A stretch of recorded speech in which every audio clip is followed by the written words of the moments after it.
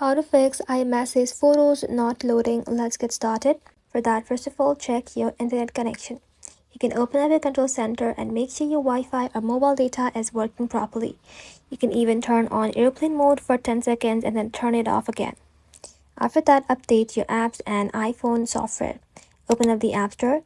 Inside here, you want to go ahead and simply check for the updates for the app. Head back to your home screen, open up settings.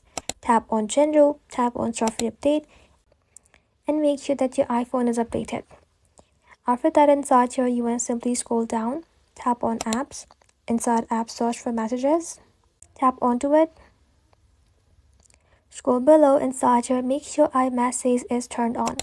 Also scroll below and make sure enable MMS messaging if it's disabled. Another common issue is low storage space.